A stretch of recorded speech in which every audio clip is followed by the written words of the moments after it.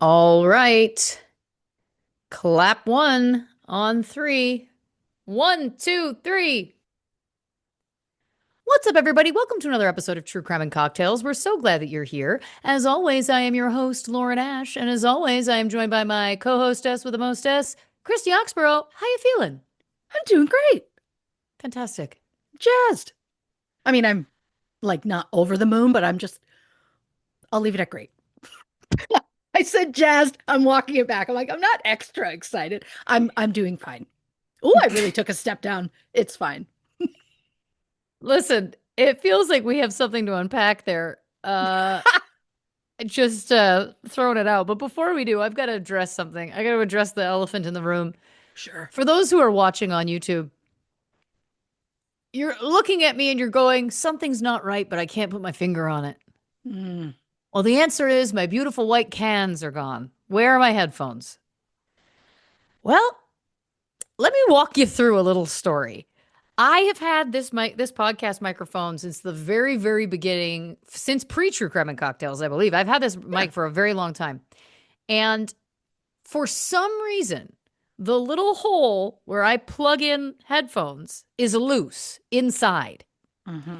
And so the little thingy just kind of sits there, but I have to kind of position it in a very precarious, loose way in order to hear through both cans. Right.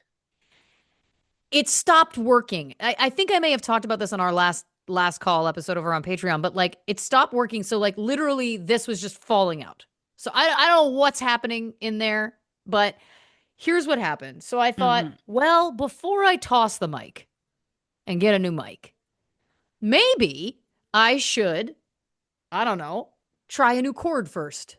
That feels like a responsible thing to do. Sure. Now, these head cans are a very nice brand. They're the Audio Technica or whatever it is. Audio Technica. So I was like, I'm going to get an on brand cord to make sure I'm giving it a chance, Of right? course. So I get one in the mail. Fantastic. I try it and I'm like, it's slightly better, but it's still doing the same thing. And I'm like, okay. Well, at one point, my microphone stand just fell over yesterday out of nowhere, no real reason, just fell over. And when I picked it up, the brand new cord, the little thingy that you plug in had broken off. So this is just that's just money in the toilet. That is just money in the toilet. So that's a like, yeah, Mm. because this is on brand. Like these are not cheap. This is like a Right. $45 cord or some shit. Well, that's gone. Hmm. Anyway, so just now I was like, all right, I plug in, I plug in the old one again, and I'm trying to get it set up, trying to get it, it just stops working completely. Completely not working. So then I was like, well, I guess it's going back to the earbuds. Here's a little fun fact. Now I know you remember this life from before. I can't hear myself through these. I can only hear you through these. Right. So I have no idea how loud or soft I may be. Oh, I I think you're a delight. well, thank you very much. But again, just in terms of levels, I don't know what's going on because this is the thing. It's like I need to be able to hear myself so I can control the volume of my voice. You know what I mean? It's like Yeah. I think Yeah. what's going to happen is just days done. This microphone gone the sun. It's time to get buried. Gone the earth. Gone the things. Gone the mic. Like it's just time to. I think I just need to let it go. Let it go. I mean, you gave it a good life. I gave it a good. It's listen. I've had this for what 6 years now. And I know that they should last longer. I understand that. And maybe somebody can fix this. I don't know. In the meantime, in the meantime, I'm Hmm. gonna order a new mic because I got the one I have in Toronto in my Yeah. rig up there. Couldn't even say it. Couldn't even say rig. Hmm. My rig up there, it works great. I've got no problem with the microphone going in. And it also has that little mute button on it, which is great because if you're gonna have a coughing fit or Sure. belching or whatever, Hmm. I think I've only burped on the show once. But the point is this. you can press the little mute button. So that's also a handy dandy thing to have. So I think that's going to be what's in my future. So the good news is I just had to spend $45 on a cord that I then Yeah. immediately broke to learn that I need to spend a few hundred more. So I'm just if you're hearing tax interested, receipts. if you're interested, truecrewmerch.com. Put it back into the business, folks. Help me, help me. Yeah. Again, tax receipts. Tax receipts. Here's something fun. I haven't even told Christy Lynn about this yet. There's a new item that's going to be going into the store. I can't wait. You usually only use my middle name when I'm in trouble. Well, yeah, exactly. This is, well, exactly. It's a True Crime and Cocktails dog leash.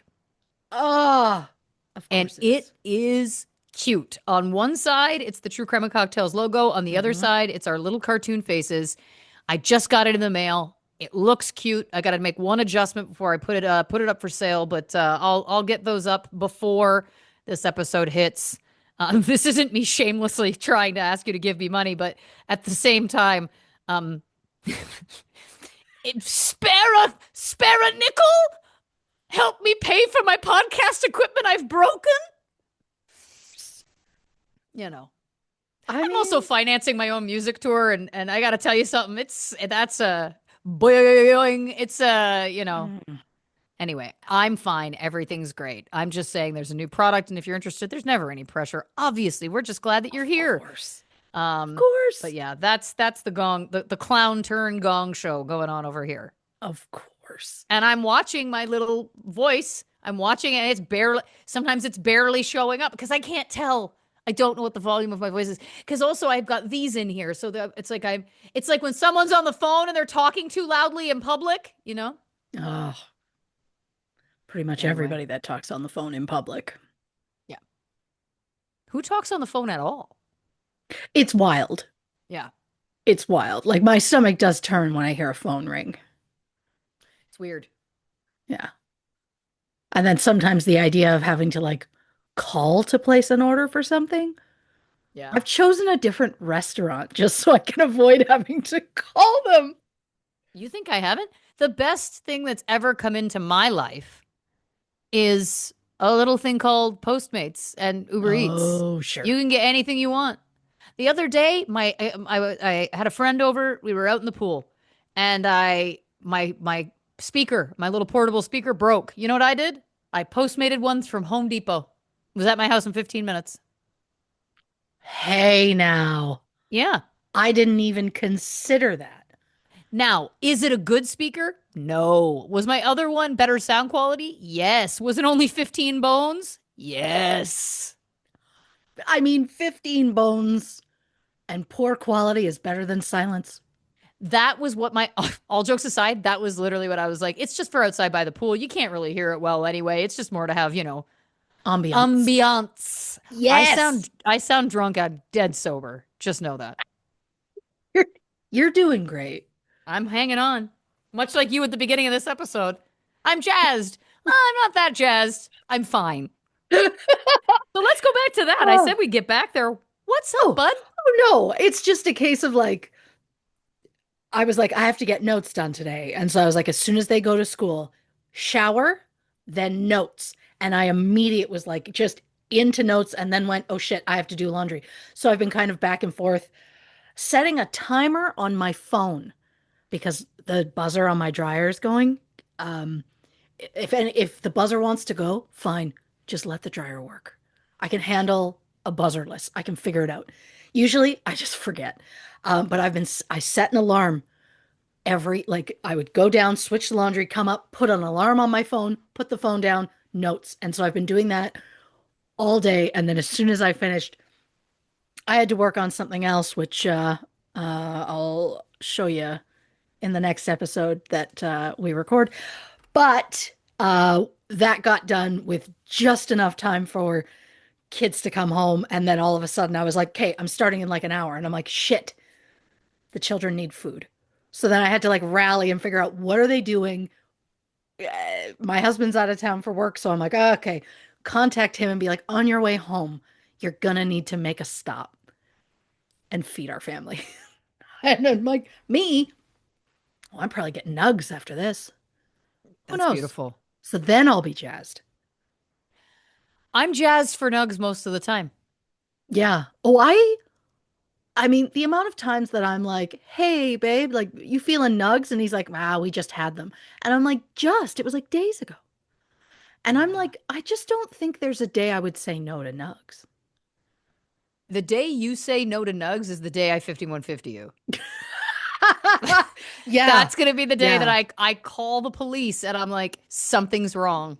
Yeah. Get her into a facility. That's how you know. Yep. I'm going to either turn down a nug or I'm going to turn down a Slurpee. But also, don't let that be a worry about today because my husband's car isn't working. So he had to take my car. So then I was like, okay, I've got to start. I need a drink. Well, I have no vehicle to get me to get my drink. So I had to just substitute something else for today, which is fine. Um, but you said 5150. So with that thought in mind of just like maybe mentally unwell, I saw um I don't know, they're calling it like a challenge, but I'm just like, I don't think it is.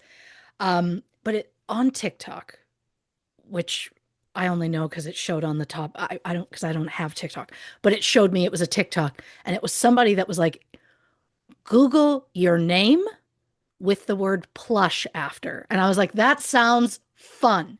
So I did it for me, horrified, and then had to scroll to find something not horrifying.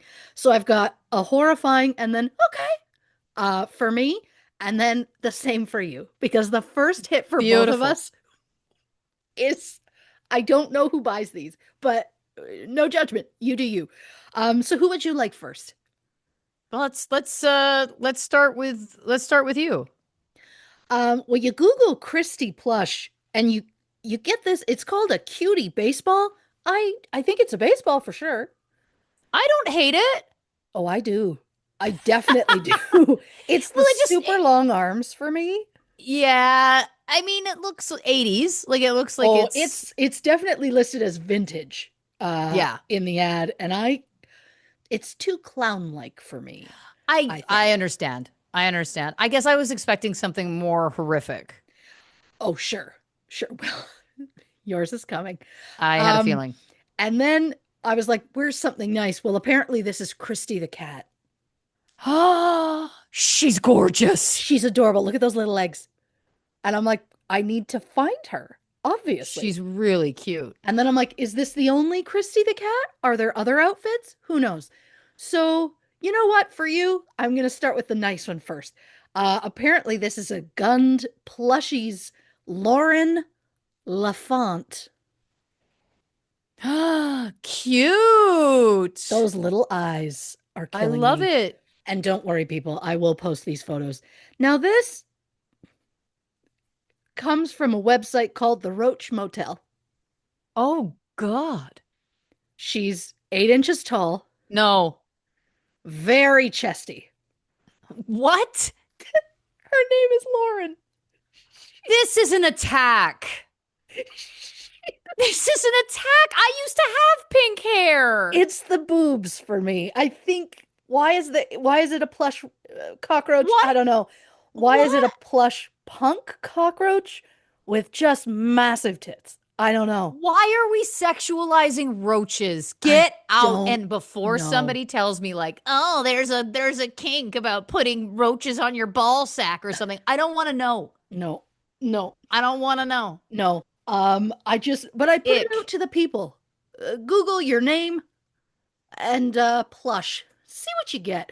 I I wonder just if like for anything both of us. Oh, I'm sure more things will come up. I just like that the first one I went oh on both, and then the second one I was like, oh, that's nice.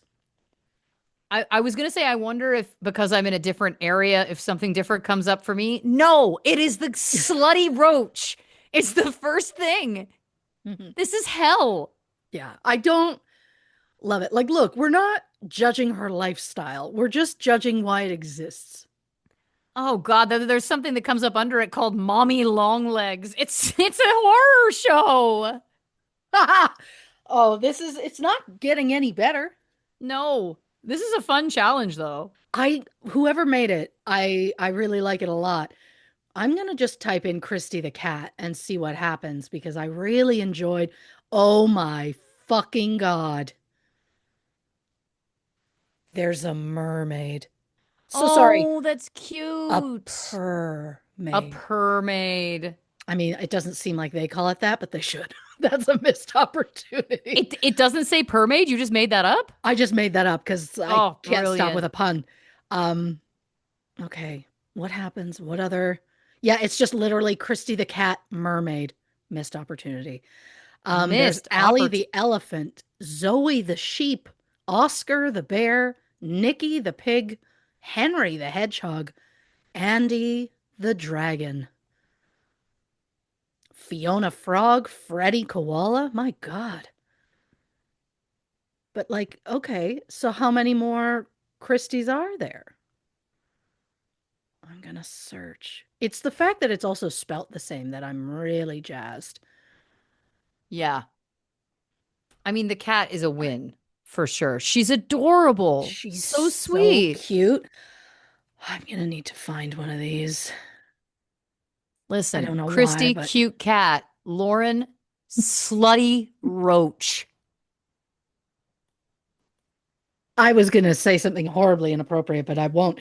But yeah, it's just I'm scared to go to Roach Motel and see what other plushes they have. I am too, but guess what? Uh, Now my interest is piqued. I Why is mean, it called Roach Motel? Like this isn't going to end anywhere good. oh, it has to If be. I see a roach with a an anatomically correct phallus, I'm throwing this phone somewhere, okay? You Hmm. won't see it again. Hmm.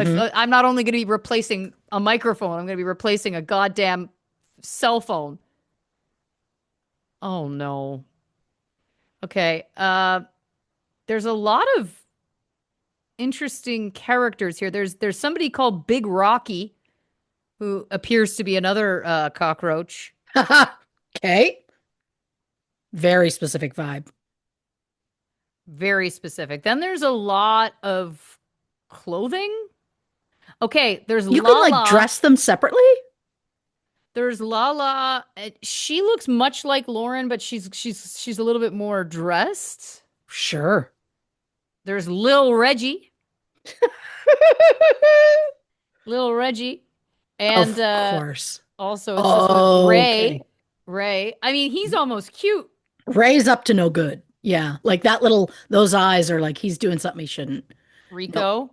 Oh Who my. are all these characters? Is this like should we? Is this a show? Like, I don't know. I've never heard, like, I've heard the term Roach Motel, but I've never, like, I don't have any concept of, here's one that named Romeo.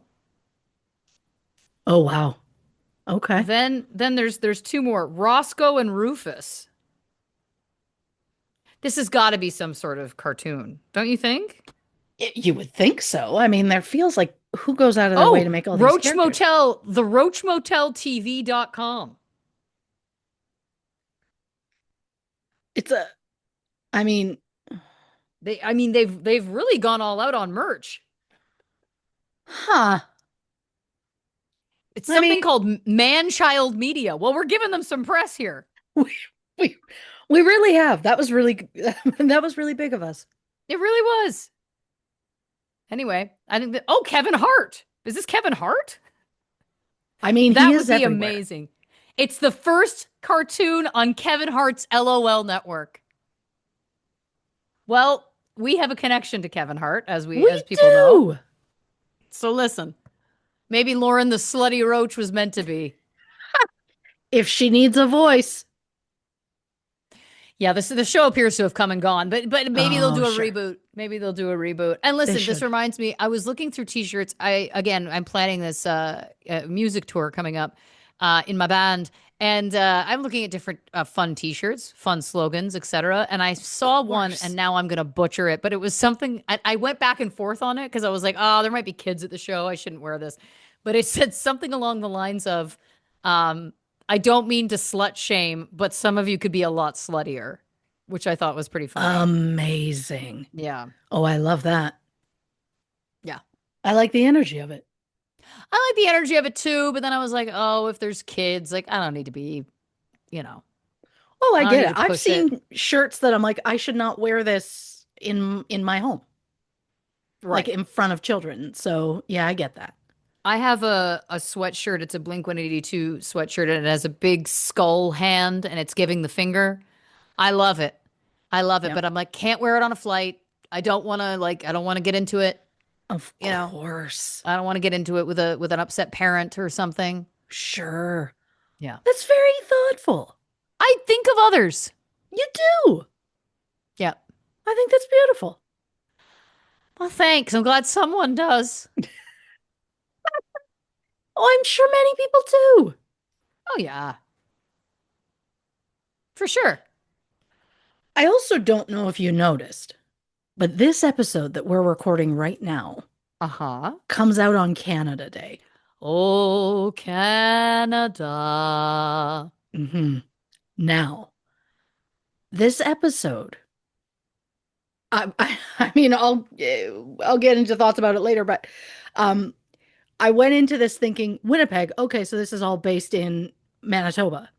Not necessarily, Right. but I was focusing on the word Winnipeg, and I was like, who are some famous people I might know that have come from Winnipeg? Oh, Well, I have a list. of course you do. Of course I do. It's a Canadian extravaganza. Oh, you're born for it. You're just born Bless, for it. bless you. So I have actors and actresses from Winnipeg. I'm gonna butcher some of these names. Alex Ponovic. He's most known for Dirk Gently, the Van Helsing TV show, and the Snowpiercer series. Oh. I've seen the Snowpiercer movie, but I've never seen the series. There's Mimi Kuzik, most known for Hill Street Blues, Traitors, Blue Murder, Final Cut. She was also the Secretary of State in the 2004 movie The Day After Tomorrow, which is one of Oh. my favorite disaster movies to ever exist. We've got Pamela Sinha, most known for Street Legal, Traitors, and ER, Hmm. where she played a nurse. Cameron Bancroft, most known for Mystery Alaska, The Beachcombers, Beverly Hills 90210. He played Joe Bradley. Oh. Joe Brazo, most known for so many Hallmark Christmas movies Okay. and Hallmark in general. He's known for the Hallmark series, The Garage Sale Mysteries, which somehow I have not seen yet. But from the looks of it, there are 20 movies in that series. The lead is Lori Loughlin. After her scandal, they stopped making them. Of course. Of Either they course. stopped making them or she got fired. I can't remember, but I do believe Garage Sale Mystery is no more. I just can't believe I've never seen them. Joanna Gleason, most known for Boogie Nights, Mr. Holland's Opus, and she played Rachel's boss on 2 episodes of Friends. The specifically Ralph Lauren when Rachel wanted to start smoking just because she felt she missed everything during the smoke breaks. Right. Haven't seen the show in decades. It's in there somewhere. It's deeply in there. Belinda Montgomery, most known for playing the mother on Doogie Howser. Oh, I know. cute. Donna Lee Rhodes, Da Vinci's Inquest, Battlestar Galactica, and of course, he was Danger Bay. Oh, I loved Danger Bay. I know, right? And I'll say it, even as a child, I thought he was attractive. Sure. He was an older gentleman. I mean, I was also a child, but like, yeah, he would be a great 25, 45, 65. I'll say that. Put it on the list. Yeah. Monty Hall, host of Let's Make a Wow. Deal. Who Yeah. knew? Winnipegger. Yeah. Nia Vardalos from, Oh, of course, My Big Fat Greek Wedding. And of course, Anna Paquin. I forgot she was Canadian. Yeah. And I definitely wouldn't have thought Manitoba. Why did I think she was British? I think she does accents a lot. Mm. I don't know. I have nothing to base that on. Um, Hockey players, some people care, some won't. Um, then we'll get to another list that will be more fun for the non-sports people.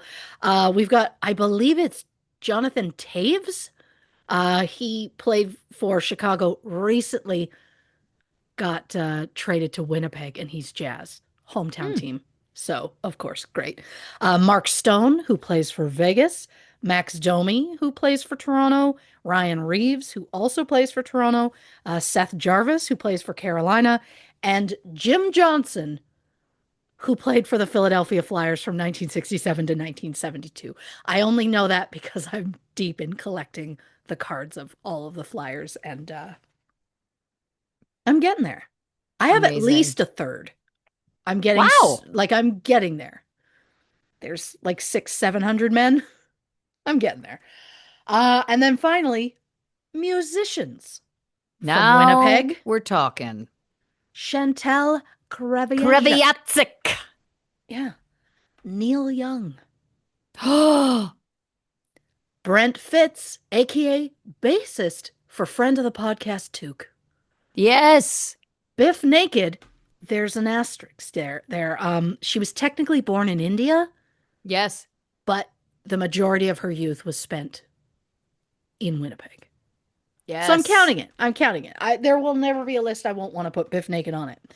And then bands. The punk band Comeback Kid is from Winnipeg.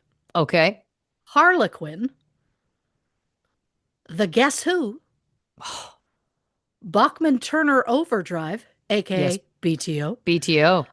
The Watchmen, aka That's the way that I wanna be. I love that song.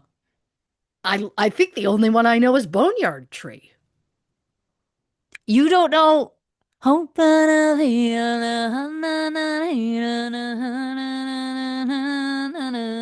You don't know that one? I I do not. Zoom just asked me if I'm playing music. Just know that. And that's a damn honor. That's amazing. All Uncovered is the name of the song. I don't think so, no. If you don't know that one, that I will eat a hat. I will sit down with a fork and knife. It's fine. It's fine. Maybe you don't. I'm writing down All Uncovered. I just genuinely love that song so much. I don't know that I ever really gave them enough of a chance. Oh no, Sharky. Oh, he's gonna throw up on the couch. Oh no. He's been getting hairballs lately, and I was trying to Oh. I gotta get him some hairball remover. I went to the pet store, they didn't have any. Oh. Well, he seems to have stopped. Anyway, sorry, You're doing great. continue. No. This riveting cat puke watch 2025. Of course. I only have one left. Band Okay. from Winnipeg, Manitoba. Okay. Crash Test Dummies. Yep. Yep. Love. Love. Oh, I that makes me jazzed. I'm like, that throws me back to the 90s. That right there, Crash Test Dummies. Also, shout out to God Shuffled His Feet. I was obsessed with Oh, that song. no kidding. I love Yeah. Peter Pumpkinhead.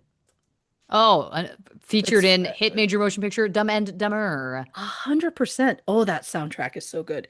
Um, but yeah, I also want you to know that specifically for you, I was gonna try and put because I'm gonna mention Winnipeg in the show, and I was gonna try and reference the interview where I believe it's members of Limblifter say that Winnipeg, someone says Winnipeg and they go, the capital of Canada or the center of Canada. And I was going to reference that, but there was just, then I was like, well, then I have to get into the geographical, what is the center of Canada? And I was like, I love that I have to. Yeah. I don't have to, but in that moment, I was like, I can't get into it. But I was like, was it Limblifter or was it Age of Electric? I feel like it was Limblifter because they were talking to Terry David Mulligan and they said something about, he said, like, you're playing a show in Winnipeg or something. And he just went, oh, center of Canada. Right. Like I forgot without about that without one. missing a beat. And I was like, ah, God. We Don't you miss those recorded days? every interview they did. Oh yeah. I've And got the VHS tape somewhere oh, still. same. Just need to get a VHS. I just need to get a VHS player was what I was about to say. It's called a VCR, folks. Anyway, if you need me, I'll be moving into the home for those losing their memories. Kill me You're doing great. softly. I'm doing the You're best I doing can. great. Sometimes that's all you can do, you know? Oh, yeah, we're doing the best we can. And I still think it's great. Yeah. Listen, it's better than doing the worst you can. 100%. And look, today is Canada Day, and this is probably the most Canadian I go. Like, this episode gets so Canadian, I don't even know what to do with myself. This episode is brought to you by maple syrup, beavers, one Mountie, and of course, everybody's favorite, beaver tails. Beautiful. When's the Beautiful. last time you had a beaver tail? Ever? Oh, I mean, what you're calling a beaver tail, I would call an elephant ear, I think. Yeah. But within the last, I would say maybe a year ago. Wow, I think I've only had once in my life. Oh, they were a fair staple when I was a child. And anytime I find out that there's a one within any distance, I'm like, cinnamon sugar, yes, please. Yeah. Yeah, 100%. I don't know if we ate enough churros when we were at Disneyland. I don't think we did because Yeah. I'm fairly certain there was only one purchase. But like cinnamon sugar, just hook it to my veins. Do you like Cinnamon Toast Crunch? I do. Okay.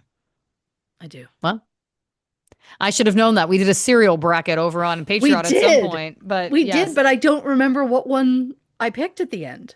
I don't either. Oh my I think God. I think mine was Captain Crunch, and I stand by that. Oh, I'm fairly certain. Yeah. I'm just like, what did I pick? I might have gone Life cereal. I think it was life for you. Yeah. I do also like cinnamon life. So see, cinnamon comes See, back again. what I like is you chose something so reasonable, and I chose a cereal that's synonymous with razor blade cuts to the roof of Yep. your mouth. Yep. What does that say about me? Hurt so good. See you never. You're doing What you great. drinking? What you drinking over there? I think you already mentioned it Well, I actually. mean, I've got a water and then I've got pineapple breeze because I didn't like any of the pops in my fridge as an option and I just went, this will be fine because I'll probably do a pop later when I have dinner after the show. Is pineapple breeze some sort of juice?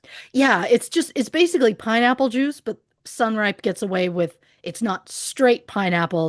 They have like other juices to it, so it's just pineapple breeze, Mm, but it's a strong like you can't really taste anything else. It's very pineapple. mm. At least I'm not drinking peach juice. I can't go down that road again. You know what? You kicked that. You know what I mean? Like you were addicted Hmm. and you kicked it. So I do feel like it's like you don't want to backslide. Well, I already backslid once I know that you and then kicked it. had to kick it again. Listen, everyone has a slip, okay? Yeah. Yeah. Everyone has a slip. A relapse. Sure. Yeah. Oh, I can't go back. It was just, again, the entire time I'm consuming it, I'm going, it's fine. It's like, why are you purchasing fine? Yeah. I'll Aim tell you higher. why. Because the pineapple breeze was not available. That we had months where we couldn't get any in this city because and I Googled because I was like, is there something wrong with pineapples in the world? Because I was like, where is all the pineapple juice? And the answer was there was a shortage in like South America, which caused less to come into North America. So less pineapple juice was being made. Wow. It's only been within the last like month that we've started getting it back. Wow. I would have thought tariffs or something like that, but what is going on, Bean? What is going on? It's chaos, folks. We're recording earlier in the day than we normally do, and there's a reason we don't typically do this. It's because I got cats puking on couches, I got dogs screaming at the door. Mhm. You're getting it, baby. I like it raw. You're getting Oh, it yeah. very raw. I don't know what that. I don't know why. I don't know why that's Because it needed necessary. it. Oh, it was. It Oh my absolutely God. was. There's like people doing work on my lawn. There's a van out there. I don't love that. Oh, it's all right. No, no, no. Oh, I see. I see. Okay. Listen, there's lots happening. There's lots happening in Southern California. You know what I mean? Yeah. And we're in working hours. We're in daylight hours. So that's just it. Well, listen, let's get into the episode. We're, of course, discussing The Sexiest Man in Winnipeg, which is, of course, a recent documentary when I mean, what a great name, first of all. Oh yeah, it's there's a reason we're doing it because that's going to catch you. That catches your attention. It does. It does. And well, listen, if you're not familiar, have no fear. I've got a great synopsis for you right here. The Sexiest Man in Winnipeg is a 2025 documentary about Steve Vogelsang, who went from being a D-list Manitoba celebrity to a convicted bank robber. And while I'm sure that the documentary's creators believed that people would be charmed by Steve, when it comes to Christy, they were wrong. Not only did Christy learn things about Steve that were suspiciously absent from the documentary, but she also learned about another Winnipeg man who also committed a series of bank robberies. And while Christy also wasn't charmed by this other man, she believed that his story was more interesting. So, what did Steve Vogelsang actually do? What was left out of the documentary? And who is this other robber from the peg? Christy Oxborrow investigates. Thank you Yeah. for your use of the peg. Yeah, I got like just a slight bit into these notes before I was like, I'm going full Canadian. I just am. It is Oh, what it is. I'm going hard. Hurry hard. I in just the am. harbor. Yeah. I hear it since you mentioned it on the show, I hear it so much. Anytime like even an actor says anything about being hard, Yep. I'm just like, or oh, just gonna run to the store and buy a card. And I'm like, oof. Yeah, it is there. Um, and yeah, look, I'll tell you, I'm not going to be nice in this. So if someone's expecting me to be nice, I won't be. And I mean, you should have picked up on that. I did call him D-list. Yes, it was loud and clear. Let's put it that way. Yeah, he's earned it. So, disclaimer, this episode will contain a very, very brief mention of sexual assault. So, trigger warning for those who need it. So, yeah, I'm going to say it right up front. I did not care for this documentary. I didn't know what to expect going in, but I definitely didn't expect for it to be narrated by a bison who was voiced by Will Arnett. And since this episode drops on Canada Day, for the sake of additional Canadian content, I will add that Will, of course, is a Canadian actor from Toronto, I believe, Thank who you. is most known for Arrested Development, 30 Rock, Murderville, The Millers, Lego Batman, BoJack Horseman, and Twisted Metal, just to name a few. Will, who produced this documentary, also had a role in the 2009 family movie G-Force, which I only mention because it also stars Nicolas Cage. Was I originally trying to see how many episodes in a row I could organically mention Nicolas Cage? No. But for those counting at home, this is number two. Am I going to make it to number three? It's doubtful, but stay tuned. Oh, listen. So, fun fact, while most people know that Will Arnett was married to comedic legend Amy Poehler, in 1994, he was married to Penelope Ann Miller. I don't know why that surprised me, but it did. My favorite Penelope movie, and thank you for asking, is the 1990 classic Kindergarten Cop. Is this the most off topic and unhinged I've been this early in an episode? 100%. But honestly, I can say this is how that Sexiest Man documentary made me feel. It was all over the place, just not giving me the information I was looking for. They mentioned robberies, and I wanted exact dates. I wanted the amount of money taken. Instead, I was given weird moments of Steve holding a steering wheel while sitting in front of a screen that was moving to look like, I don't know, he was driving an invisible car. I just didn't understand what they wanted this documentary to be. To be fair, it does outright state that it's not a typical true crime documentary. I respect that they tried something different, but it didn't hit the mark for me. When I see a documentary, I want information. I want facts. I want the entire story laid out for me. Instead, I got an egomaniac trying to relive his glory days. And look, maybe I'm being harsh. Spoiler alert, I'm not. Um, this man once told his wife he would always be the smartest person she ever met. But who knows? Maybe I'm the only one who wasn't charmed by Steve. Or, maybe he wasn't as charming as he thinks he is. Also, Well, finding information on him is not easy, but we did the best we could. yes, as always. Steve Vogelsang was born around 1964 in Saskatoon, Saskatchewan, Canada. Steve described his home life as difficult, saying his father was angry and his mother was an alcoholic. He said the environment taught him to check out emotionally. In 1986, Steve enrolled at Ryerson University in Toronto, where he studied radio and TV arts. After graduation, he spent some time in Prince Albert, Saskatchewan, before heading to Alberta, where he worked as a waiter at the Chateau Lake Louise. There, Steve started dating a woman named Laura, who worked the front desk of the hotel. And when Steve got an offer to do late night sports for CKBI Radio in Winnipeg in 1992, he and Laura moved to Manitoba. Within months, Steve was hired as the sports anchor for CKY, which is now CTV Winnipeg. Steve was likable, funny, popular. So throughout the 90s, he was the number one on air personality for the station. During this time, a Winnipeg based alternative weekly arts and entertainment newspaper called Uptown voted Steve the sexiest man in Winnipeg.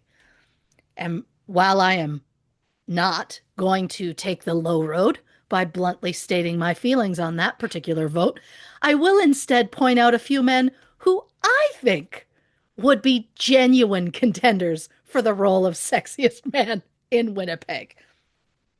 Just a few examples actors Peter Mooney, Daniel Gillies, and Marshall Williams, former CFL player Andrew Harris, former NHL player Duncan Keith, record producer Bob Rock, and teenage Christy's personal favorite, singer Tal Bachman. And yes, I will be putting pictures of these in the case file on Instagram and Facebook, just for those who are interested.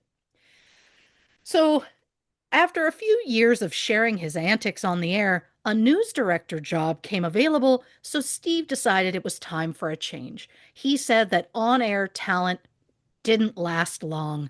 And while that certainly can be true, I also think that if a person is likable enough to audiences, they can remain as an anchor for a large chunk of time.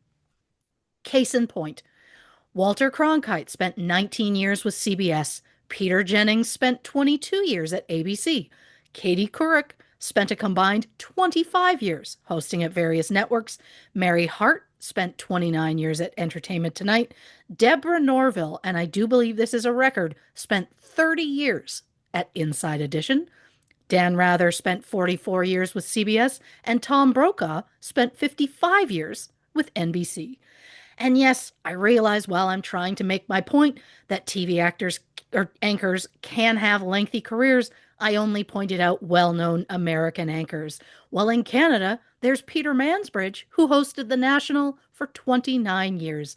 And if we want to look smaller scale, like more on par with Steve Vogelsang, I can point out that Costa Marigas was the face of CBC TV in Saskatchewan for 31 years. And as of this year, reporter Wayne Mantica, who I have mentioned on this show before, weirdly That's enough, right. he has been with CTV Regina for 50 years. Wowzer. So I'm not saying it happens all the time. I'm just saying it's doable. So maybe his switch to news director was something else. Maybe there was more to it. Maybe Steve was asked to leave. Maybe he simply just wanted a change. Either way, when a news director position opened at the station, Steve went for it. Then in 2002, he decided to make yet another career change and leave the land of television for good. Steve became an instructor at Red River College, where he taught journalism in the creative communications program. Students said he was high energy and supportive, and overall, he seemed to be well liked. I will add a small note. If you go on Reddit, Many of them did not like him, but it's Reddit. So you're never sure how much. It's also a personal opinion. So I It's a let that personal go, but opinion of people who are hiding behind computers, who love to do nothing more than rip everyone apart. sure. So I'm just some people the documentary was like, oh, he was beloved, and Reddit is like, no, he is not. Right, right, right, right. So take it with a grain of salt. So while working at Red River College, Steve got a certificate in adult education in 2008 and a Master of Arts Education degree from the University of Michigan in 2010. Then in 2011, he quit his job and moved to British Columbia. He publicly stated that the move was a positive thing and that while he enjoyed teaching, he and Laura, who had gotten married around 2000, had been planning the move for a while and they were ready to start the next phase of their life. He said, quote, "What that life will involve, I have no idea, but if it's half as good as the 19 years I've spent in Winnipeg, it's going to be awesome." Steve later said he felt that he had hit a plateau with teaching because he had no experience in television since the creation of social media. So when his wife Laura got the job in online advertising, they took it as a sign to move and headed to Nelson, BC. Steve got a job selling cars, which Laura said he was very good at because Steve was so charismatic. But Steve soon started to suffer from depression, and 6 months after the move, Steve had a breakdown and quit his job. Steve's depression got worse, and soon he was spending his entire days just smoking pot and watching TV. He applied for more than 50 jobs, but was constantly rejected. So when Laura got a job offer in TV advertising in Winnipeg, they thought it would be good for Steve to return to Manitoba. They returned in 2014, and Steve went back to teaching at Red River College. However, he was fired less than a year later. No Oh, reason was given publicly, but Steve's depression continued to weigh on him. And one day, when Laura came home from work, Steve outright told her he just didn't want to be married to her anymore. He said he believed he'd be happier being alone, packed his stuff, and walked out. They officially divorced in December 2016 after 16 years of marriage, stating, quote, "Unhappy differences have arisen between us." And who knows what those specific differences were? Maybe Steve's ego couldn't handle the fact that Laura was the one making the money, or that she was continually getting like offers for steady jobs, or maybe it was the intense debts that surrounded them. Um, since the move back to Manitoba was somewhat abrupt, they ended up losing $85,000 on the sale of the properties they had owned in BC. There oof. was also the fact that they were missing mortgage payments on their house in Winnipeg and had recently been arguing about whether they should sell the property, even though it would mean taking another loss. The arguing over the house continued after their separation, with Steve emailing Laura saying he was living in his car, couldn't afford food, so he had to wait until he could go to a friend's house to steal food from them. And to that I say, if they were your friend, Yeah. just tell them that you need food.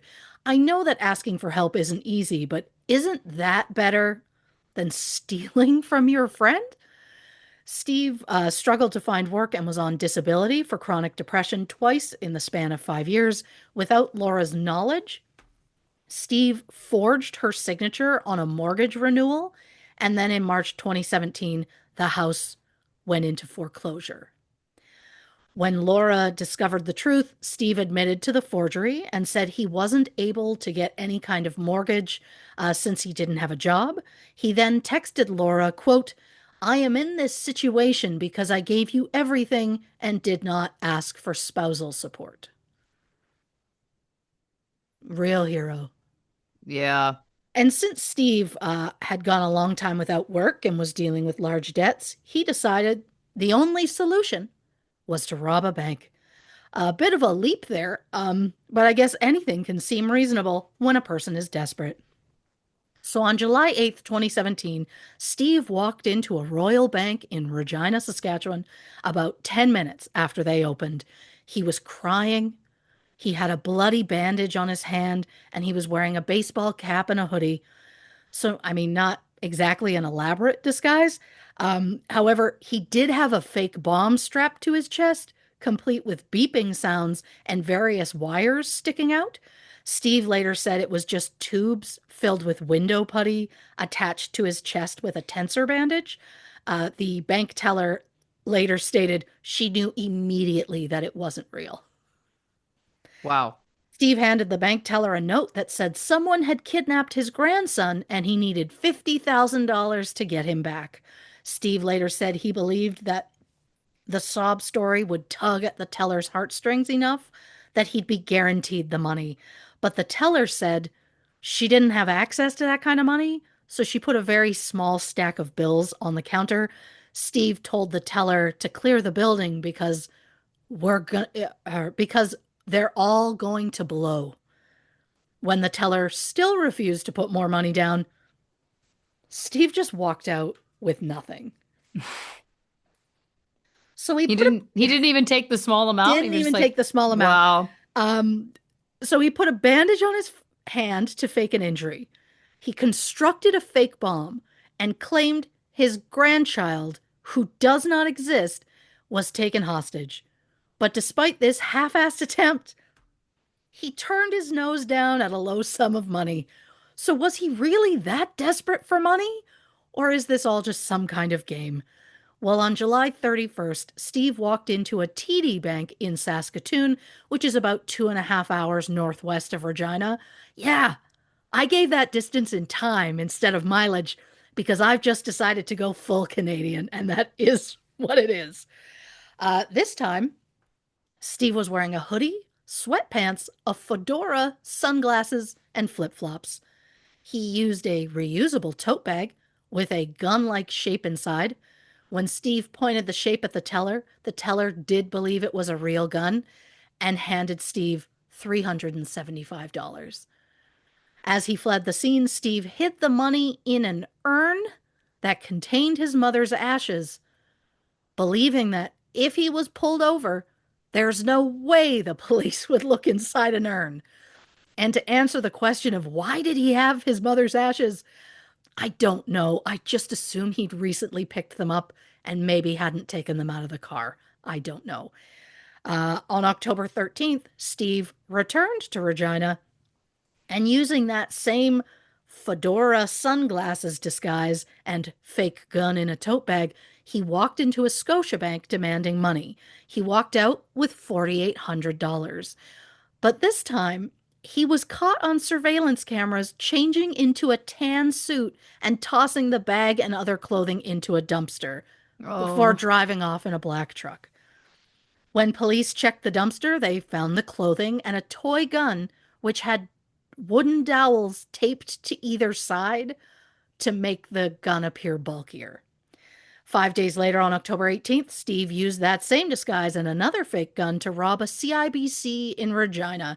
I will point out, I'm surprised he's using various different branches. Like, he's not just going after one bank, he's going after all the banks.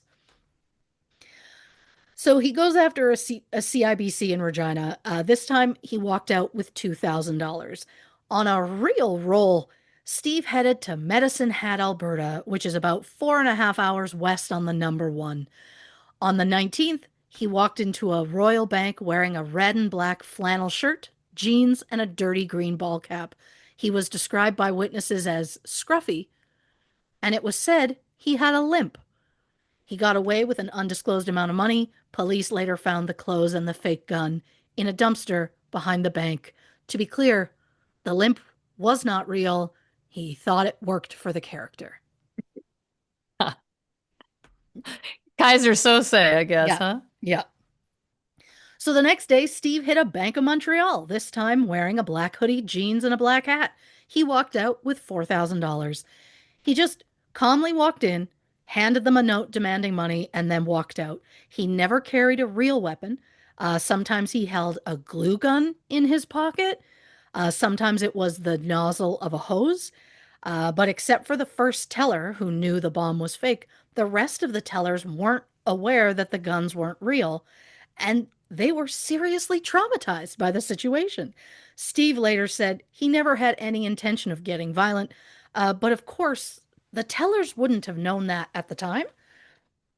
And that's where this documentary lost me. It felt like they were making Steve's entire crime spree laughable, as though it was like a victimless crime, but people were genuinely traumatized by it. And while Steve may be completely ridiculous, it doesn't seem like he either considered the potential harm he was doing, or maybe he outright just didn't care. He didn't consider anyone other than himself the second he left those banks. After one robbery, he went to a spa and had a facial. After another, he went to an Earl's restaurant and had fish tacos and a coffee. After the final robbery on October 20th, Steve ordered a steak and escargot.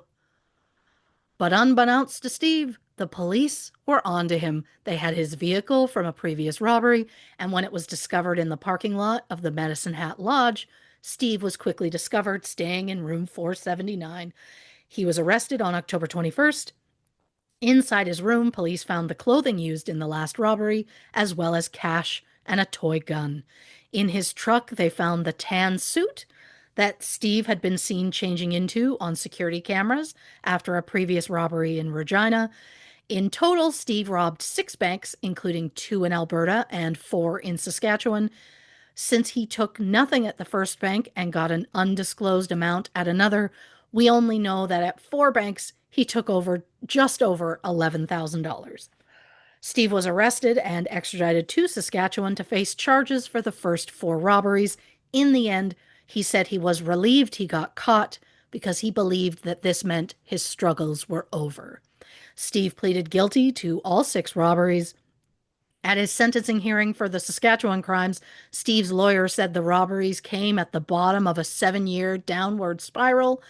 As Steve had struggled with debt and depression, he said Steve was at the end of his rope and that his decisions were simply illogical. Steve was sentenced to 5 years for the 4 robberies in Saskatchewan and later given an additional 18 months for the 2 robberies in Alberta. Once it came out that who Steve was, the Winnipeg Free Press published an article about the crimes and Steve's life beforehand. In the article, they also mentioned Steve's affair, which was the first time that his ex-wife had ever heard anything about an affair. Because while Steve was teaching at Red River College in 2002, he met a woman whose name has never been released due to a publication ban in Canada. I don't know how old this woman was at the time. I pray she was a consenting adult. I do know that Steve was her teacher when they first met. And 2 years after they met, they started an affair, which lasted until Steve and Laura moved to BC in 2011. And then when Steve and Laura returned to Winnipeg 3 years later, the affair started again.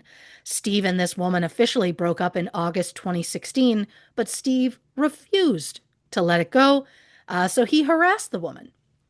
Is that surprising? Maybe, because they never mentioned it in the documentary. The woman ended up getting a protection order against Steve in March 2017. A protection order that Steve violated at least 3 separate times. Another thing not mentioned in the documentary is the fact that in September 2016, another woman charged Steve with sexual assault. Oof. The charge was stayed following the robberies, which means it was temporarily suspended by a prosecutor or judge.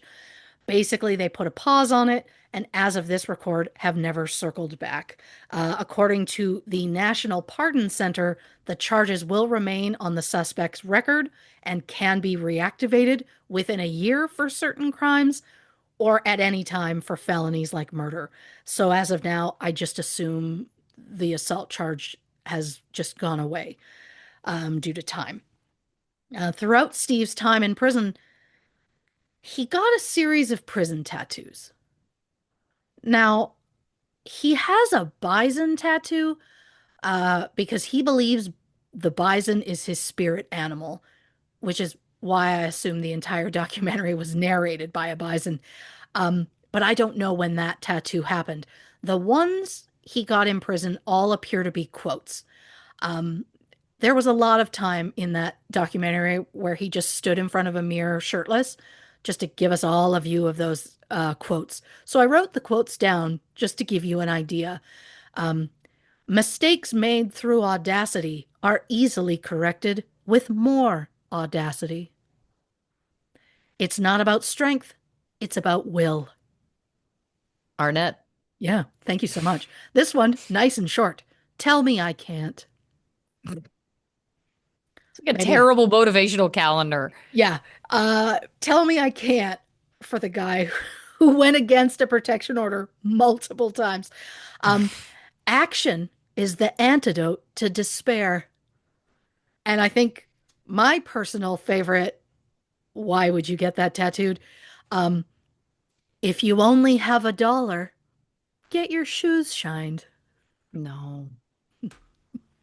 Oh my God. Steve also mentioned that in prison, his nickname was, quote, hard as fuck, No. which he believes was given to him ironically, although he then turned around and said, maybe they realized it wasn't ironic at all. And I was like, you're not hard at all, man. Um, but I will say, hearing him say hard as fuck was so shocking. It was actually one of the few moments in that documentary that I actually enjoyed. I have such a hard time believing that nickname is real in any way. But another moment in that documentary I enjoyed was when Steve referred to himself as a sauce donkey because I had never heard that expression before. Um, and it just again tickled, tickled. Um, Steve was released in February 2022. Since then, he has written a book about his crimes called The Long Fall. It does not appear to be available yet because, trust me, I tried to find it. Um, but it does bring up the question, did he commit those robberies because he needed the money or because he needed something juicy to later write a book about? He never brought any actual weapon to the banks, which would have added to his charges. His disguises consisted simply of various hats and one time a fake bandage on his hand. So most of the time, his face was fully visible for security cameras. He also changed in a parking lot in front of a security camera and threw evidence in the dumpster closest to the robberies. Are these the actions of just a bumbling thief, or is this man trying to get a lighter sentence just so he has something exciting to write about in a future book? Steve said he was looking for validation and attention that he didn't get in his childhood, but it feels like he's simply interested in becoming relevant again. And honestly, if it was some sort of stunt to try and get his name back in the news, it clearly worked. He got a documentary out of it. Steve said he only agreed to do the documentary because he wanted people to learn from his mistakes. But honestly, the entire time, it seemed more like he only wanted to be back in front of that camera again. He denies this, though, claiming he never loved fame when he first had it. He's a private person. It just, it feels like his life started falling apart the moment he didn't have a series of fans. He seemed to do well while he was on TV. He did well in a classroom of adoring students. And once he left that behind and faded into obscurity, he sunk into depression and soon resorted to committing robbery. Steve seemed to put more time and effort into creating the different characters he used to rob the banks than actually planning out the robberies themselves. He held up a plaid shirt and immediately said, yeah, this guy has a limp. And to that I say, Steve, maybe instead of robberies, look into improv classes. You know, a little bit of Absolutely. community theater. Maybe that's where you're at. According to Steve's current LinkedIn profile, he is an author, podcast host, and for a brief time, even tried stand up comedy. No. He considers himself to be a mental health specialist, even though he does not appear to have any official training in that department. He says he is a dynamic speaker on the dangers of unattended mental health.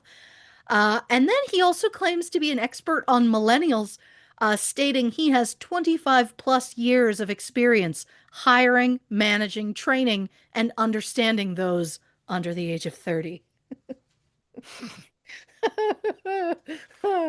Uh-huh. Mm-hmm. Um, and while this is where the documentary left off, I felt like I wasn't done looking into Winnipeg robbers, which led me to this beautiful story that kind of landed in my lap, and I felt that it was very fitting for today. So, in early 2002, Kathy Taylor was recently separated and living in Seattle, Washington. When she logged on to a chat room, she received a private message from Patrick Burke, an Irish millionaire living in Winnipeg. Kathy and Patrick emailed back and forth for a few months before agreeing to meet in person. And while Kathy said that Patrick was older, heavier, and shorter than his photos had led her to believe, she felt he was funny, smart, charming, and generous. Kathy also said she was intrigued by Patrick's background. He was born in Belfast, Ireland. His mother died when he was 9, so he was raised by an alcoholic and abusive father. Patrick left home at 12 and somehow lived in a pub until he finished high school. He earned a scholarship to Trinity College, where he was recruited by the IRA and trained as a spy. Here we go. Patrick got married while he was in college, and his wife Kathleen died in an IRA bombing near their apartment. He was so devastated he fled to North America, eventually landing in Winnipeg, where he built a successful event planning business.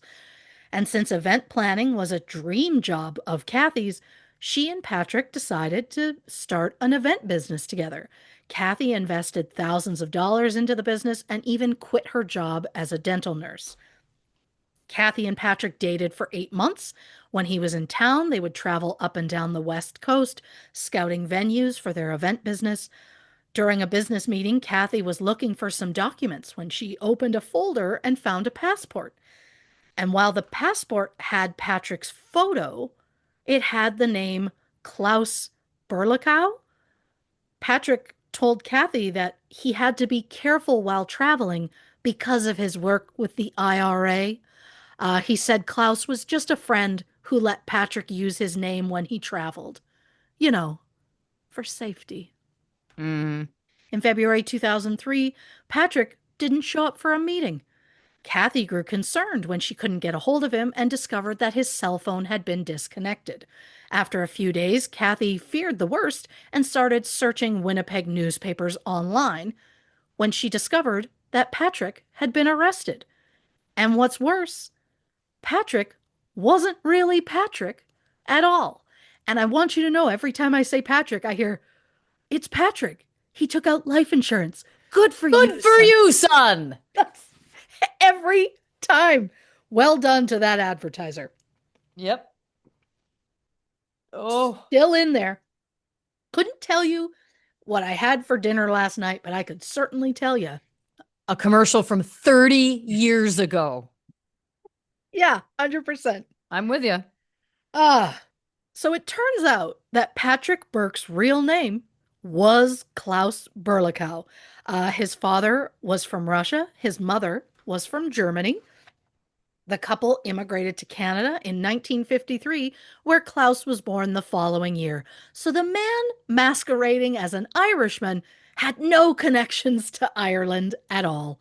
Klaus grew up to be a high ranking Winnipeg city official who organized the Pan American Games, the Canadian Figure Skating Championships, various street festivals, and even greeted royalty when they visited the city.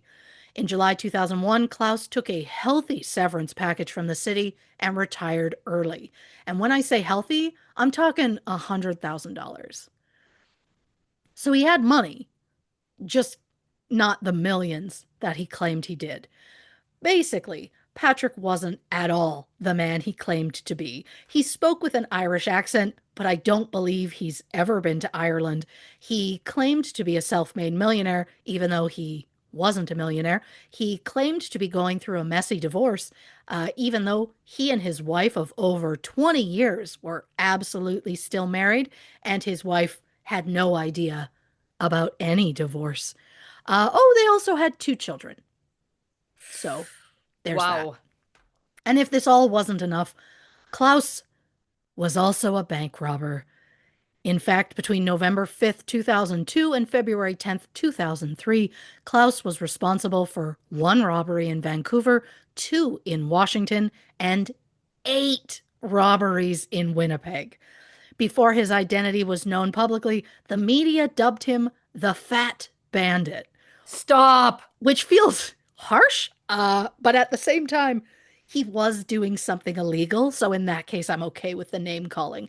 Throughout these 11 robberies, Klaus used BB guns and air pistols to threaten bank employees. He walked away with nearly $50,000. On February 10th, 2003, Klaus robbed the Bank of Nova Scotia on Waterloo Street in Winnipeg. He fled the scene in his black Ford Expedition and led the police on a 30-minute high-speed chase before losing control of the vehicle and ending in a ditch near Starbuck, Manitoba. Klaus was arrested and charged with the 9 Canadian robberies. He was wanted for at least 2 in Washington state in January 2003, but the American authorities withdrew plans to extradite him. Klaus pleaded guilty to 7 counts of armed robbery. He was sentenced to 8 years in prison. Once in prison, Klaus continued to call Kathy every week, still speaking with an Irish accent, even though the jig was clearly up. But Klaus couldn't stop with the lies. He told Kathy he'd been laundering money for the mob, and then they started threatening him and his family. I don't know how that justifies robbing banks and conning Kathy into putting thousands of dollars into their supposed event planning business. Again, she quit her job to pursue this business, put thousands of dollars into it. She's never getting that money back. So, No. I mean, Jesus. But once the truth was out about Patrick, aka Klaus's real identity, their business folded before it ever started. And while Klaus was sentenced to 8 years, he was released after about 3.5. Following his release, Klaus legally changed his name to Timothy Collins, and then, despite his record, got hired as the fundraising manager for the Mennonite Central Committee in Winnipeg. And for the most part, he seemed to do the job well and legally. But doing this show for nearly 5 years, we know that a leopard doesn't change its spots. Because shortly after getting out of prison, Klaus met a woman. We'll call her Jane.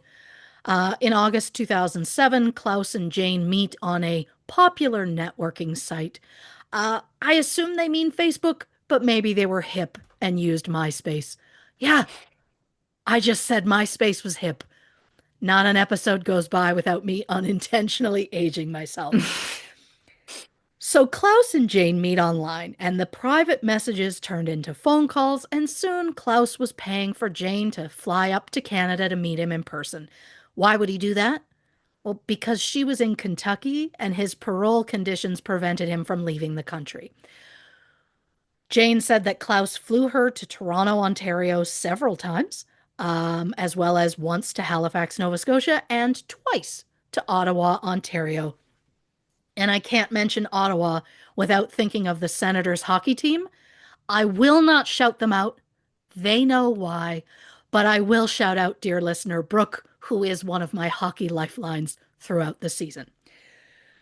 So Klaus and Jane meet in person several times, and within months of meeting, Klaus proposed and then suggested they buy a house in Atlanta. Here we go. Now, at this point, I don't even know if Klaus is still married or not, but I do know he was still using that fake Irish accent, which is insane. Insane. According to thoughtco.com, Collins is one of the top 20 most common Irish surnames, so I just assume he legally changed his last name to Collins just so he could keep going with this Irish ruse for whatever reason. While all this is going on, Klaus started getting into legal troubles. In early 2008, he wrote a $950 check to a window company after they worked on his home, but the check bounced. And then he gave a $9,500 promissory note to a woman named Rosie and then refused to pay. A promissory note is a legally binding promise to repay borrowed money, including interest. For whatever reason, Klaus not only refused to pay Rosie what he was legally required to, but when they went to court over it, he just refused to show up. So the government started garnishing his wages. And then it shouldn't be a surprise that after all of these, I don't know what we'll call them, questionable financial transactions, Klaus's parole was revoked and he was sent back to prison in 2009. No specific reason was given for revoking his parole, but under the rules of the National Parole Board, an offender's release can be revoked at any time if there is a pattern of behavior that goes against the terms of their release. I'm also immediately like, how are you going to get a house in Atlanta if you weren't allowed to leave the country? Either way.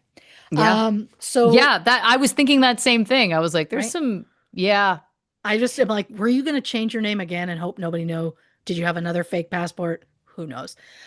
So Klaus Berlichow, aka Timothy Collins, aka Patrick Burke, was sent to Stony Mountain Institution, which is located about 30 minutes north of Winnipeg. And I wanted to know whereabouts in Manitoba it was. And when I Googled Stony Mountain Institution, I got a series of news reports that an inmate just escaped. Oh my God. Yeah. 41-year-old Jason David Van Wyck was serving a 2-year, 25-day sentence for assault, break-and-enter, and theft-related convictions. He was reported missing from the facility Monday, June 23rd. Recent. Van Wyck is 6 feet tall, 241 pounds, with green eyes and brown hair. Did I mean to add even more Canadian true crime to this episode? I didn't, but here we are.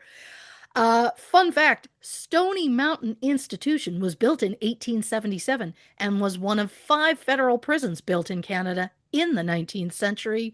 And after the Kingston Penitentiary closed in 2013, Stony Mountain became the oldest facility in the country. The more you know. Thank you. Unfortunately, I don't know how long Klaus remained in prison. I did find his Facebook account. I didn't think it would be that easy, but it was. Just type in Timothy Collins. Keep scrolling. He's there.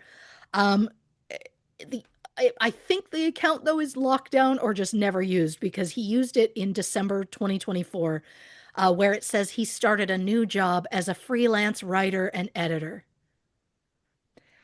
He also has an Instagram account, but unfortunately, it's private. I just have a lot of questions about his writing career. Um, I did have a brief debate about whether I reach out to ask. I chose not to. I'm not that interested. Mm. And who knows, maybe it just means he's finally putting his tall tales to good use. Either way, I think we can almost guarantee that he's still using that fake Irish accent, which I find fascinating. Reporting for this very Canadian episode of True Crime and Cocktails, I'm Christy Oxborrow. Oh my gosh. Listen, what a Canadian delight. Let's take a quick break, hit the can, grab a drink, and we'll be back to discuss our thoughts and feelings about the sexiest man in Winnipeg on this episode of True Crime and Cocktails. 8, clap 2 on 3. 1, 2, 3. Welcome back to this episode of True Crime and Cocktails. We're, of course, discussing the sexiest man in Winnipeg, Steve Vogelsang. Hey, Like, what a name. The yeah. sexiest man in Winnipeg, Steve Vogelsang. Like, it's also, it doesn't trippingly come off the tongue, you know? Yeah. Oh. I like that one of my first notes was simply, he's gross. Christy hated this doc. I really did. Like, normally, like, it is what it is. It's just a documentary, but there was just, I think they think he's more likable than he is. Right. Because I think they had a personal, like, they knew him prior to this and they were like, oh, like, we've known him forever. He's such a good guy. And I'm like, is he? Yeah. I just see him in a different way. Or maybe men see him in a different way than women. I don't know. I guess for me, and I listen, I recognize I recognize that I don't fully remember the documentary because everything I view gets flushed from my brain 20 minutes later. Sure. Um, I didn't feel like it was like I felt like he seemed like a fool. I'll say it, like a Oh, sure. clown. I didn't think he came off well. Like I don't know whether that was their intention or not. I do think that it's suspect that they left the SA charge out of it. Isn't it? Yeah. It just feels like, I don't know. I feel like if you're trying to paint a picture, it feels like he was too close to it for them to be fully accurate. Yeah. It I also, mean, I was fascinated that they couldn't get like like just tell me what days robberies happened.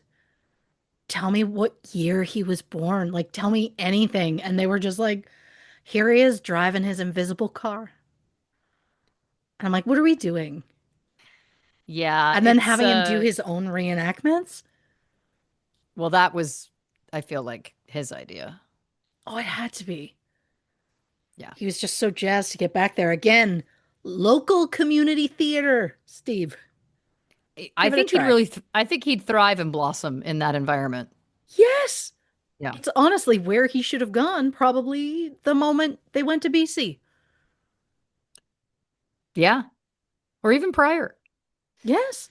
Now you were talking about long-term Canadian news anchor positions. Of course, Peter Mansbridge, 29 years, etc. Yeah. I just want to remind you of a woman named Lisa Laflemme, who, Of of course, was course. a news anchor for 35 years on CTV when she was Good for fired her. because her hair went gray. Right. Yes. So Oh, I don't Jesus. know. I don't know if she got her job back. I don't know if she got a job elsewhere.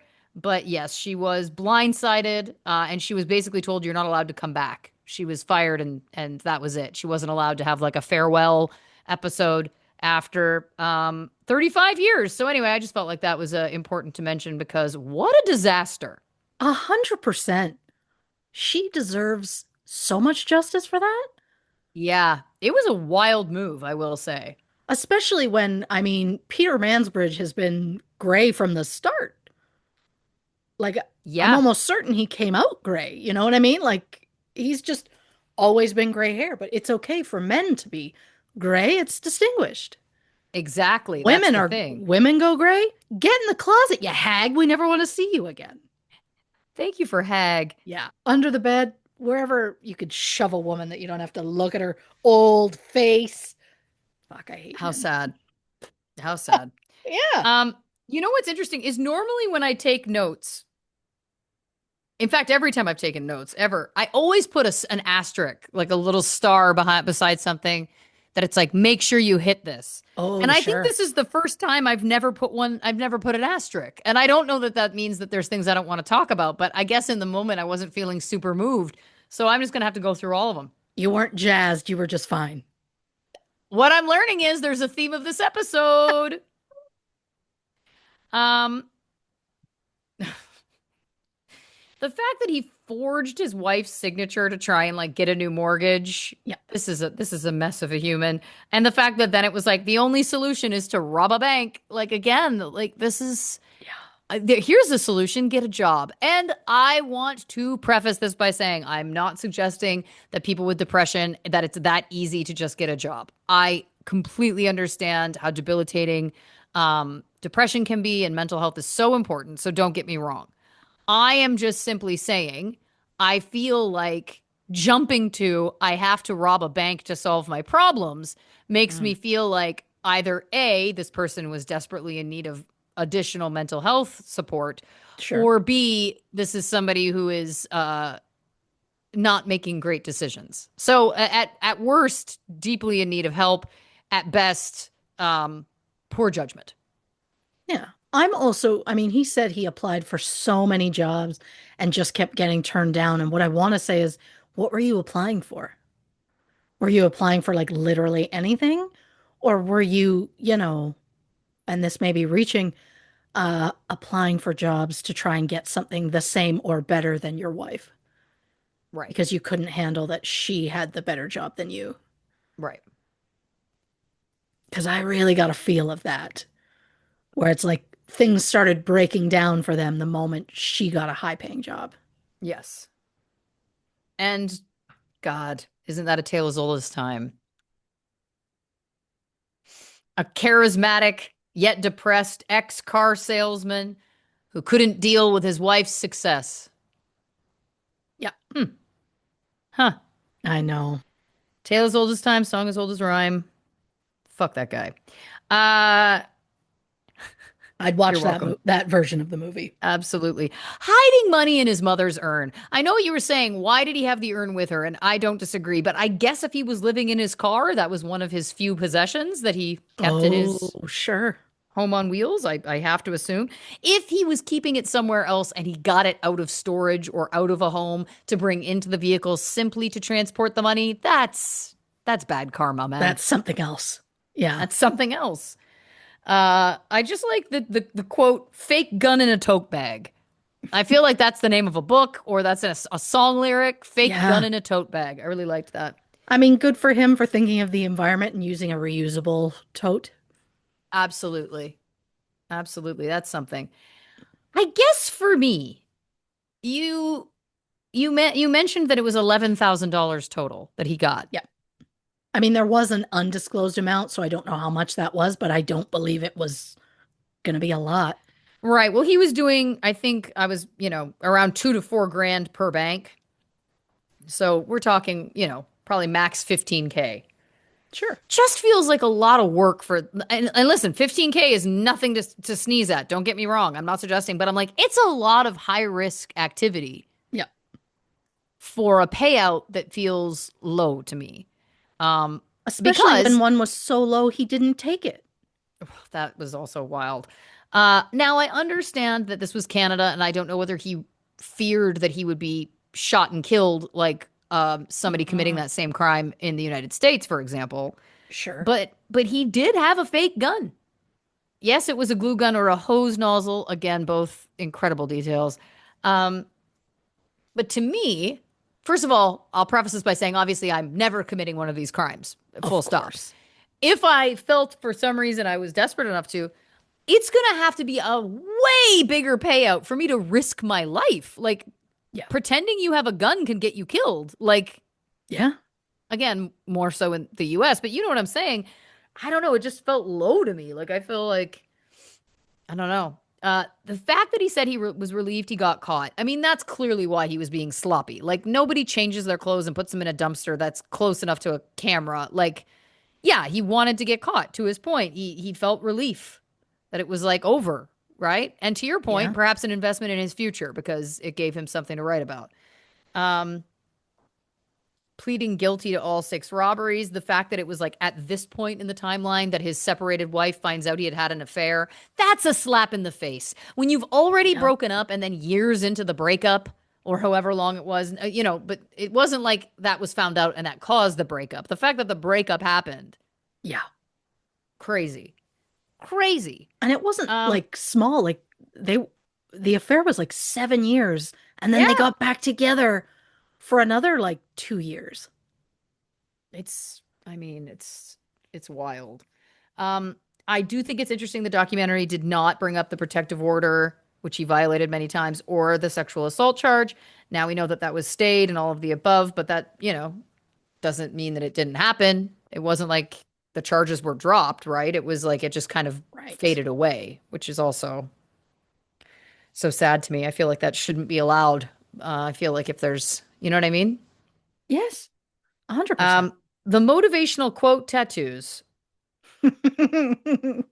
Hmm. It's Yeah, I mean, if his prison nickname was actually hard as fuck, which I agree with you, not buying it, but let's say it was absolutely making fun of him. Like, for Oh, it sure, it was had to be. ironic. Because Had to let's be. be honest, if ever there is a group of people, there is no group of people better at giving out an ironic nickname than people in prison. Tell me I'm Yeah. wrong. Oh no. Yeah, Tell you're me right. I'm wrong. Like you hear all the time these nicknames, and it's just like these are creative. I feel like these people in prison, Yeah. I don't know. Maybe it's because they've got, some different kind of mind, but I think that they always are coming up with great ones. So if his nickname was hard as fuck, which again I'm not saying I believe, I think it was because he was the most like milk toast white guy, used to be a TV anchor. Like it's got to Yeah. have been a joke. Oh, it has to have. I'm also just like, did they just call him hard for short? Anytime you referred to him, was it always hard as fuck? Like it just feels insane to me. Yeah. Now, walk me back for a second, if you Hmm. can. What was sauce donkey in context? Like what was the meaning or Oh, definition sure. of a sauce A donkey? heavy drinker. There it is. Because, see, getting sauced, yes, heard of that. I've never heard it sauce donkey. But he said it so casually that it's like, oh, everybody calls it that. And I'm like, do they? Well, speaking as Maybe. someone who cracked a high noon on the break, I respected it. I respect it now.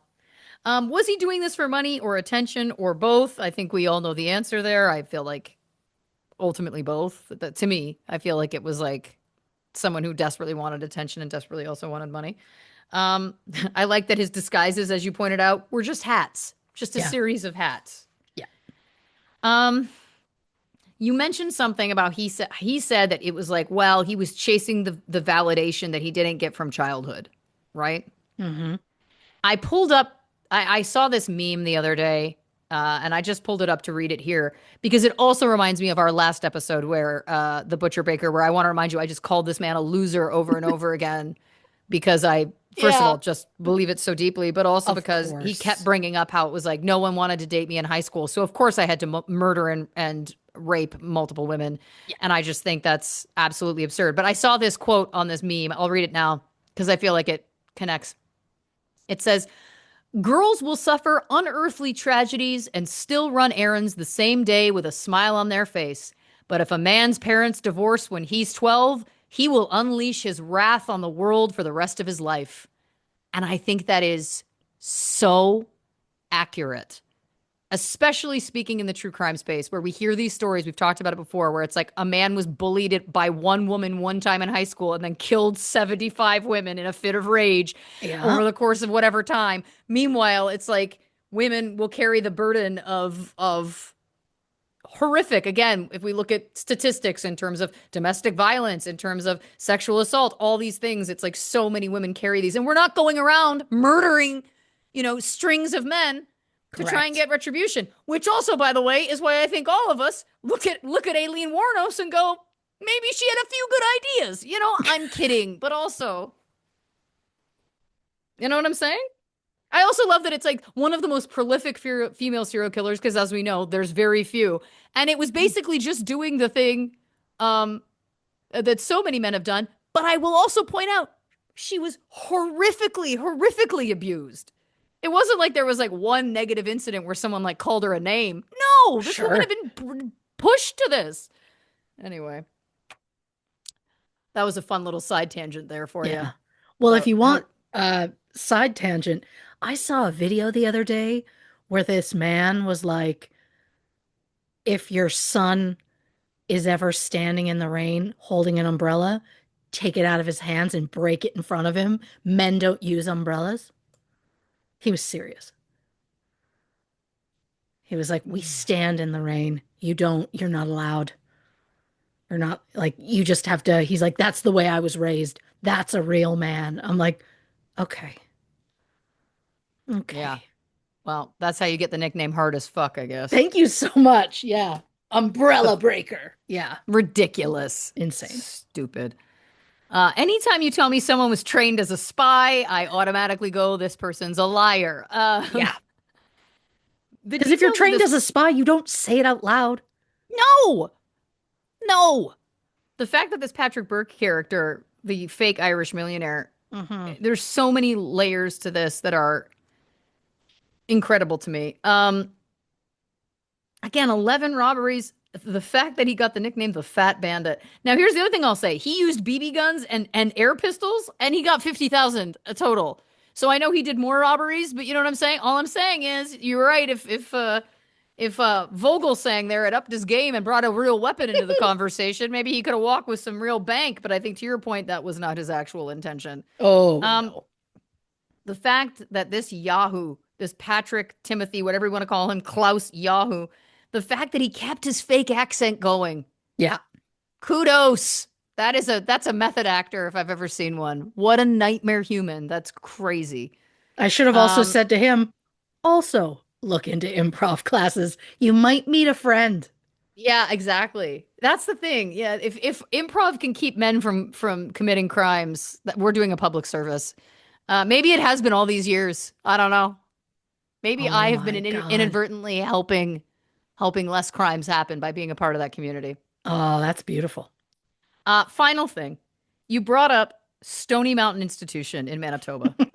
Hmm. You brought up that the Kingston Pen closed, and I wrote, "What? Kingston Penitentiary closed? Did I forget this?" And then in my mind, I literally went, "Where in the world is that dickhead Paul Bernardo?" That's what I. That's literally where I went because he was in Kingston Pen. So I was like, "Where is he now?" Did you look it up?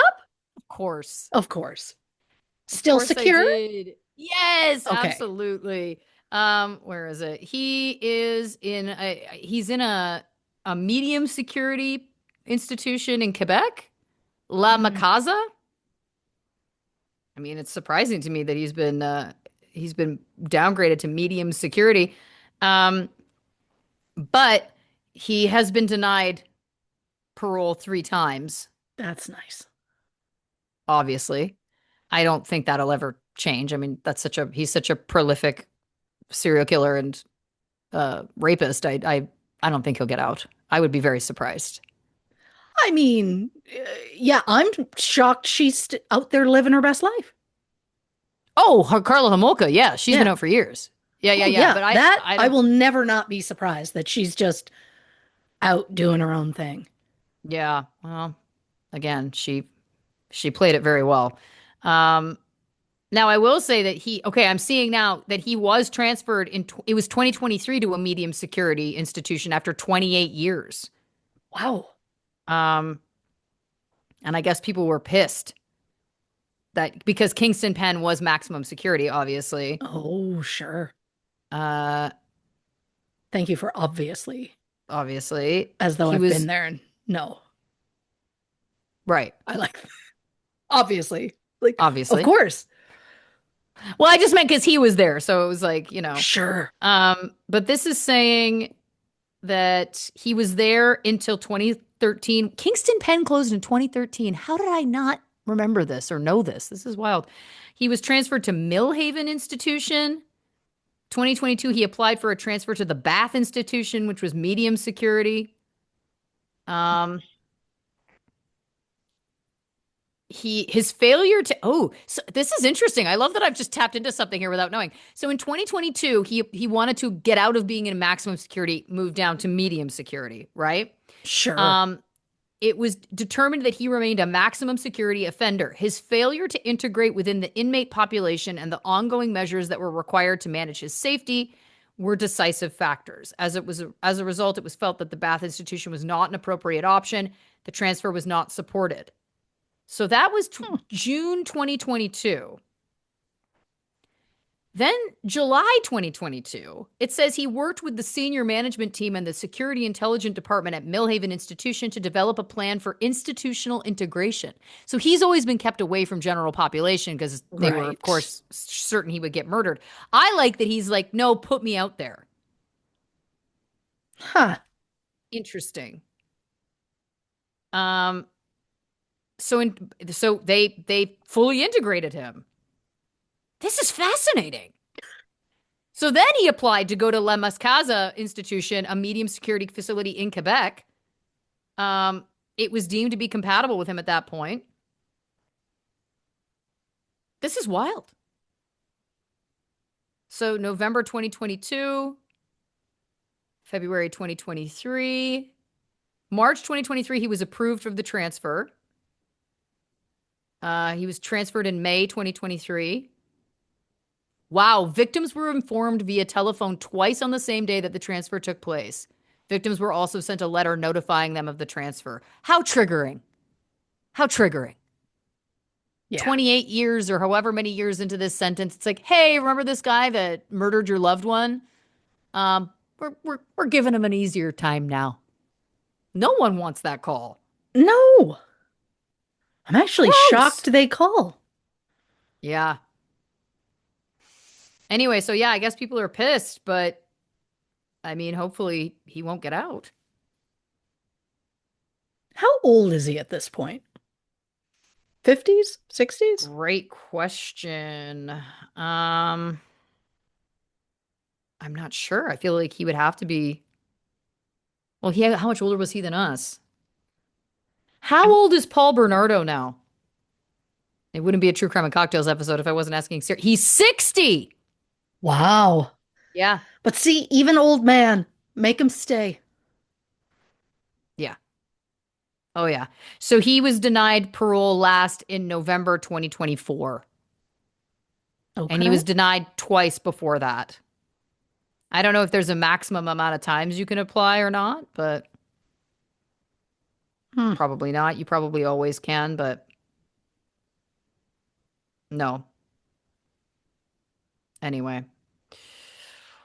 What a wild ride. Hey, I took us on a real side note there. That was an inadvertent side note, but I like yeah, that. I was just surprised. I was surprised to hear all this, but now the more you know. Yeah. See? I did it for a reason. I didn't know it was this reason and that it would lead to anything, but I did it for a reason. That's part of the magic of this show. Yeah. Let's be honest. Yeah. My God. Um, yeah, what a wild ride. I like also that Christy wrote down on I didn't mention this earlier. There's a sick on every time we do like a breakdown, like a synopsis page about an episode, there's like Yeah. different things we fill in here. And she just wrote robber slash egomaniac Steve Vogelsang. And what I love is she knows that the public is never going to hear that. It's only for herself and me. Hmm. It's only Hmm. for her own enjoyment and for Yeah. mine. And that is a gift to us Yeah. all, is it not?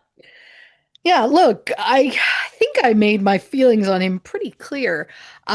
He is who he is. And just uh he just seems so cocky. Yeah. And I was like, why are you here?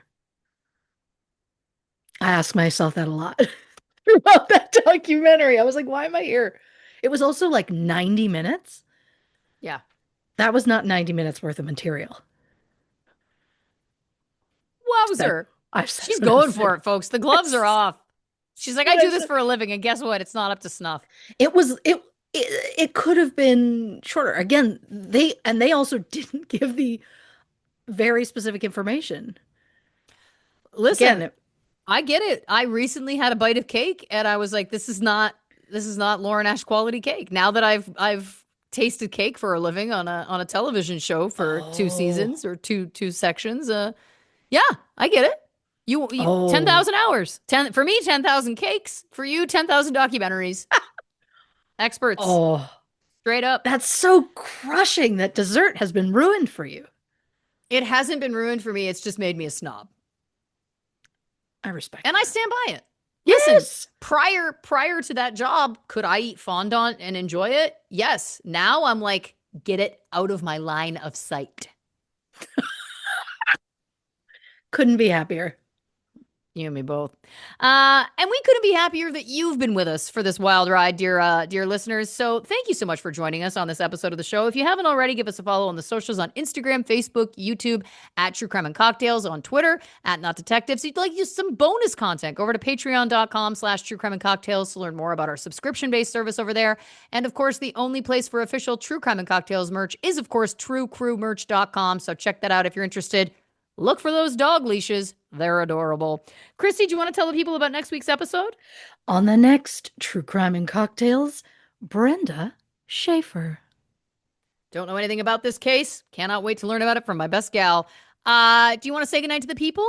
Ah, good night, Wayne Mantica. Good night, Will Arnett.